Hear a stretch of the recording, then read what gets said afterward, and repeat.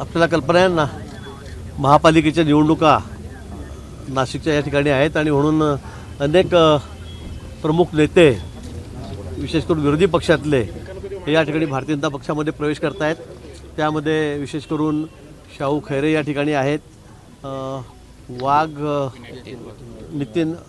यतीन वाघ आहेत, ते सुद्धा माजी महापौर आहेत, ते सुद्धा या ठिकाणी आहेत. विनायक पांडे माजी महापौर आहेत, ते सुद्धा या ठिकाणी आहेत. आणि दिनकर पाटील त्यांचा मनसेतून ते या ठिकाणी भारतीय जनता पक्षामध्ये येत आहेत. त्यांचा मुलगा पण आहे. असे त्यांच्यासोबत अनेक शेकडो कार्यकर्ते, प्रमुख कार्यकर्ते, विरोधी पक्षातले प्रमुख पदाधिकारी हे आज भारतीय जनता पक्षामध्ये थोड्याच वेळामध्ये या ठिकाणी प्रवेश करतात. आपल्याला एकीकडे हा प्रवेश होत असताना दुसरीकडे आमदार देवेंद्र फरांदे यांनी तीव्र नाराजी व्यक्त केली. त्यांनी एक फेसबुक पोस्ट टाकली आणि मी प्रभारी असून सुद्धा मला विश्वासात न घेता हे प्रवेश होत आहेत. नाही, सगळ्यांना विचारलं गेलेलं आहे, वरिष्ठांशी सुद्धा बोललं गेलेलं आहे काल परवापासून, आणि सगळ्यांना बोलून विश्वासात घेऊनच या ठिकाणी प्रवेश केला गेला आहे. त्यांचा काही ठिकाणी विरोध आहे, त्या प्रभागामध्ये याला तिकीट द्यावं का त्याला द्यावं, पण अजून तिकिटाची प्रक्रिया कुठे आमची झालेली नाही. अजून आमची शिवसेनेची बोलणीसुद्धा सुरू आहेत, त्या बाबतीत वाटाघाटी झालेल्या नाहीत. अजून आमचे तिकीट या ठिकाणी वाटले गेलेले नाहीत आणि स्वतः मुख्यमंत्री महोदय नाशिकमध्ये या ठिकाणी लक्ष घालणार आहेत. त्यामुळे अजून तिकीट कुठेही वाटले गेलेले नाहीत. फक्त पक्षामध्ये प्रवेश त्या सगळ्या लोकांचा या ठिकाणी प्रमुख पदाधिकाऱ्यांचा होतोय. तुमची आणि फरांदेताईंची बैठक झाली, विरोध मावळ आता फरांदेताईंचा नाही, मावळेल थोडा वेळ असतो, पण मी त्यांना सांगितलं की अजून आपण कोणालाही तिकीट दिलेलं नाही. असं काही प्रवेश केला म्हणजे तिकीट दिलं असं नाही आहे. आता एकाच प्रभागामध्ये आम्ही 7-8 लोकांना त्या ठिकाणी प्रवेश घेतलेला आहे. मग काय सगळ्यांना कोणाला तिकीट वाटले का 8 लोकांना? मी त्यांना समजून सांगितलं की हा विषय आपल्याला मुख्यमंत्री महोदयांकडे, प्रदेशाध्यक्ष त्यांच्याकडेही बोलता येईल. अजून सर्वांना विश्वासात घेऊनच तिकीट वाटप होणार आहे आणि म्हणून त्यांचा थोडासा गैरसमज होता की तुम्ही तिकीटच वाटप करता आहात. मला वाटतं वस्तुस्थिती तशी नाही आहे.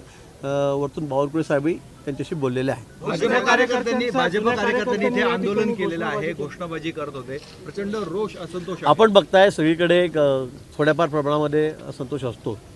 एकदा प्रवेश घेत असताना समोरचे प्रमुख पदाधिकारी आहेत, अनेक वर्ष आम्ही एकमेकांच्या विरोधात लढलेलो आहोत, वादविवाद झालेले आहेत, कुठे कुठे फारच तीव्र वादसुद्धा आमचे झालेले आहेत.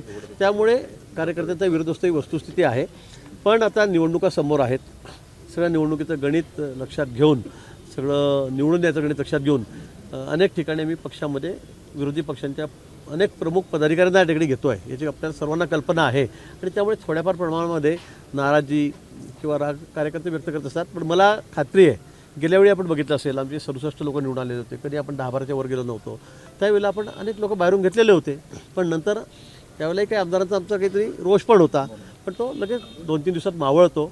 पुन्हा सगळे कामाला लागतील, आम्हाला काही करून म्हणजे कशाही पद्धतीने. आणि मागच्या वेळेस आपण इतिहास पाहिला तर नाशिक शहरामध्ये भारतीय जनता पक्षाला मानणारे मोठे मतदार आहेत, नागरिक आहेत.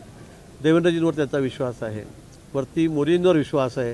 आणि म्हणून याही वेळेला मला खात्री आहे की आता एकदम मोठा आकडा आम्ही या ठिकाणी गाठू. शिवसेनेची, राष्ट्रवादीची आमची तर बोलणी सुरू आहे. आज उद्यामध्ये तो प्रश्न मार्गी लागेल आणि त्यानंतर आमचं पक्षातलं जागा वाटप होईल. कोणाला तिकीट द्यायचं, कोणाला नाही. तोपर्यंत अजून कोणाचंही तिकीट आम्ही घोषित केलेलं नाही. जनतेचा एवढा विश्वास आहे, आपणच सांगता आहात, मग या बाहेरनं उमेदवार घेण्याची आवश्यकता का भासते आपल्याला? मला वाटतं चांगलं आहे. आता सगळीकडे तुम्ही बघतात, सगळीकडे बघतात, राज्यभर बघतायत, देशभर बघतायत. प्रमुख पदाधिकारी पक्षाचे आहेत, त्यांना पक्षावर विश्वास आहे, देवेंद्रजींवर विश्वास आहे, मोदींवर विश्वास आहे, पक्षाच्या ध्येयधोरणावर विश्वास आहे. आणि म्हणून ते पक्षामध्ये येत आहेत. पक्षात घेऊ नये असं कुठे आहे? पक्षाचं धोरण असं नाहीच आहे की बाहेरून कोणाला घेऊच नका, असं आमचं कुठे धोरण नाही आहे. पण तिकीट देण्याच्या बाबतीमध्ये अजून कुठेही निर्णय झालेला नाही. तिकीटाचा निर्णय होईल त्यावेळेला माननीय मुख्यमंत्री स्वतः लक्ष घालणार आहेत. त्यावेळेला सगळ्यांनाच, पदाधिकारी असतील, प्रमुख आमदार असतील, सगळ्यांना विश्वासात घेऊनच ते दिलं जाईल. भाजपची ताकद मोठी होती. भाजपकडे ऑलरेडी 66 स्टँडिंग नगरसेवक आहे 2017चे. एवढी सगळी ताकद असताना ह्या लोकांना घेणं आणि निष्ठावानांना डावलणं किंवा त्यांना नाराज करणं हे पक्षाला अडचणीचं ठरेल पुढे जाऊन, असं देखील नाही, मला नाही वाटत.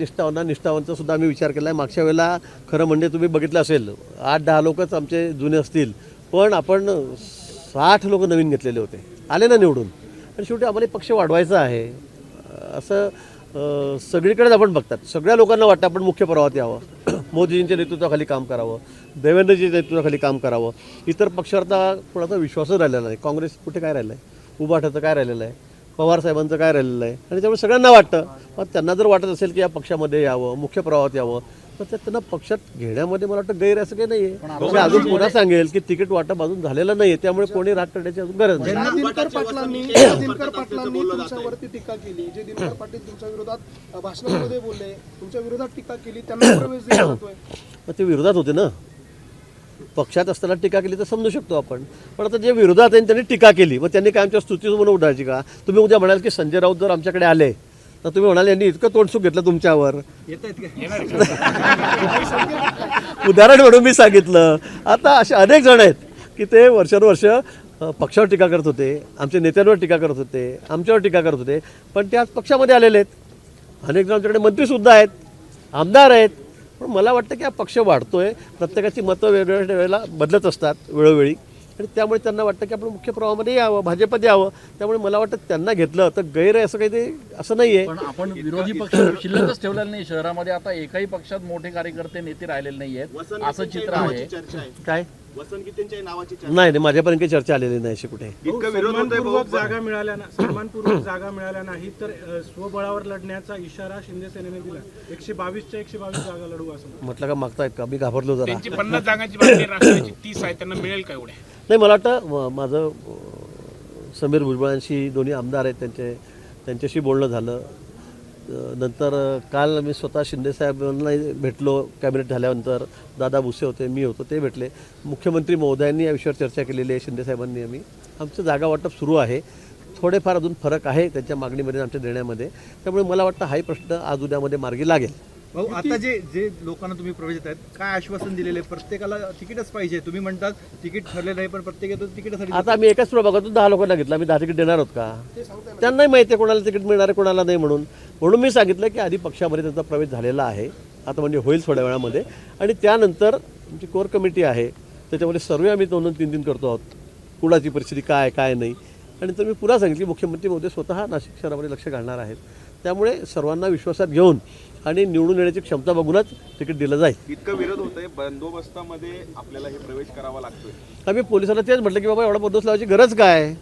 मी तर कधी बंदोबस्त घेत नाही, तुम्हाला माहिती आहे. मी उलट त्यांना तिथे सांगितलं, इतकी धावपळ करतो ना, म्हटलं थांबा, तुम्ही एकदम मागे थांबा म्हटलं, तर माझ्या गाडीच्या पुढे पळू नका तुम्ही. आपल्याला ही सवय नाही अशी गोंधळ झाला की बंदोबस्त घ्यायची. त्यामुळे थोड्याफार प्रमाणामध्ये कार्यकर्त्यांची नाराजी असू शकते, कारण त्या प्रभागात की जुने कार्यकर्ते काम करणारे असतात. पण वर्षानुवर्षे आम्ही त्या प्रभागावर निवडून येत नाही, आपल्याला याची कल्पना आहे की ठराविक असे कार्यकर्ते आहेत की ते निवडून येत असतात, विरोधात राहू द्या का सत्तेत राहू द्या. त्यामुळे मग काही ठिकाणी तडजोड करावी लागते, एखाद दुसरा इकडचा तिकडचा घ्यावा लागतो. आणि म्हणून मला वाटतं ही सगळी पॉलिटिकल ॲडजस्टमेंट आहे, हे गणित आहे. पण निश्चित जुन्या कार्यकर्त्यावर सुद्धा अन्याय होणार नाही याची खबरदारी मी घेतो. देवयानी फडणवीसांनी 4 दिवसापूर्वीच बबलू शेलार, जे राष्ट्रवादी काँग्रेसचे शहराध्यक्ष, त्यांच्या पुतण्याचा प्रवेश केला.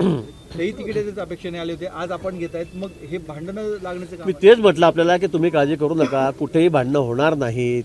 आम्ही सगळ्यांना बरोबर सांभाळून घेऊ आणि सगळ्यांना काही तिकीट देता येते ह्याची कल्पना आपल्याला आहे. त्यामुळे सगळे निकष तपासूनच निवडून येण्याचे हे आम्ही तिकीट देणार आहोत. आम्ही त्यांना सगळ्यांना सांगितलेलं आहे. एव्हरीथिंग इज फेअर आणि तुम्ही परवा म्हटले होते त्याप्रमाणे दिसतंय.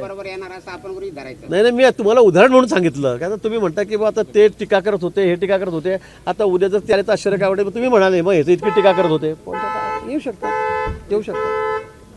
ओके भाऊ, थँक्यू.